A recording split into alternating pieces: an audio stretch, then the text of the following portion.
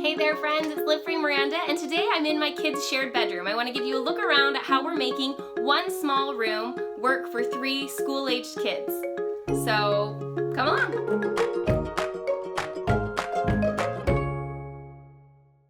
The first thing that I did when I went to put them all together in this one room was to find a bed that would accommodate all 3 of them comfortably and still leave room for other things in the bedroom. Not only is this a shared bedroom, it also is a playroom. This is where all of the toys, books, clothes, and bedding for all of the kids lives in our house right now. Surprisingly, it has all worked really well. So I want to give you a look around. I'll talk about the bed, some of the storage options that we've used, a little bit about downsizing, and just show you the room. The bed that I found for this room is a bunk bed with a trundle option. There are some triple bunk beds out there on the internet, but they all seemed really high to me. And I like the idea of this bed being able to be used after this rental, because this is just a temporary house for us. When we move, we're going to be able to easily separate the bunk bed into 2 matching twin beds. So it's just really multifunctional, and I love that about it.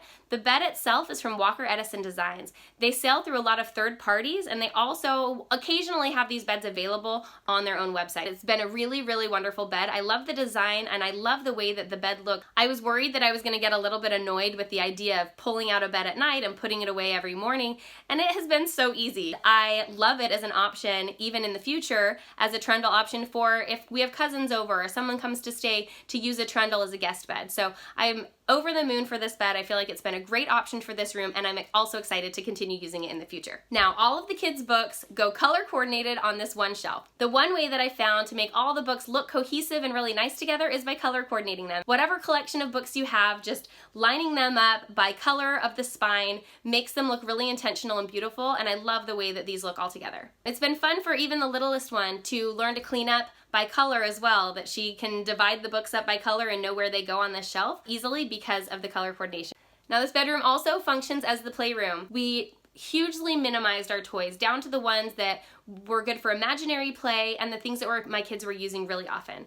It's been amazing to see how reducing our toys has made it so much easier for my kids to use their imaginations when they're playing. My kids have not lacked anything. They've been able to play really well, invent all sorts of fun games, and have all the fun that they've ever had with so many less toys. It's been a really great learning experience for me to see how much more you can do with less. The rug in this room is so fun and bright. I love it so much. It's from Rugs USA, and it came from a different room in our previous house. I also love the art in here. It adds so much to have some real, I feel like some real grown-up art, even in a kid's room, in the way of original oil paintings or original woodcuts, all types of things that make the room feel pulled together and intentional. And this no rushing allowed is something we recently found on a trip to Kauai, and I thought it was perfect for setting the tone for my kids in this room, that we want to just take it slow, enjoy our moments together, and really kind of use that as a mantra for our life, that we can just slow down and enjoy the ride. I love this great dresser that we found for this room. I found it on overstock.com, and it has been so wonderful to have 6 drawers for my 3 kids, so they each get 2 drawers. The drawers have been roomy enough to accommodate all of their clothes, and I'll give you a peek inside at how we organize them. So I read that book from Marie Kondo about organization, and there are a few things that I thought were not super helpful for a mom and life with kids, because you can't control all the things that they do and that they have all the time. But one thing that I thought was a great takeaway was the way that she folds her clothing. So we've utilized that in our home to fit more clothes inside small drawers and also be able to see them all at once. Everything is folded in a single layer where you can see everything. So basically rolled up, I fold things and then I kind of fold them again, so they're just this little tiny ball, and then they all fit together really nicely. My kids can see their clothes, so they don't have to go digging through the whole drawer to pull out what they want to wear, and then it makes it really easy to organize as well.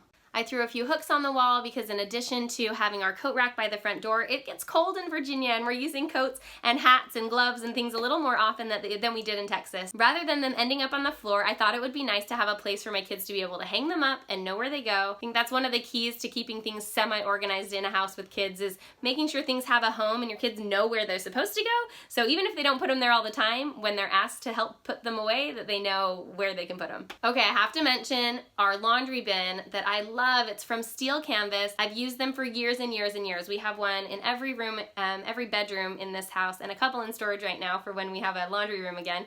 But they're really hardy industrial rolling bins, so I can roll the whole bin into the laundry room, use it, wash it, put everything away, and then bring the bin back. And it's been really fun, and I love the look of it. It's kind of a cool industrial style as well. I hope you've loved getting a look around my kids' small shared bedroom and playroom. I have a full blog post published with all the different sources for everything in the room on my blog. I'm going to leave a link to that in the description box. If you want to head over there and you have a question about something, be sure to leave a comment and let me know. I'm happy to answer questions about anything relating to this room and basically anything else as well. Make sure that you subscribe if you want to see videos every week about design, decor, small space living, recipes, and DIY projects. Basically all things to help you live a creative, adventurous lifestyle as a mom. We'll see you next time.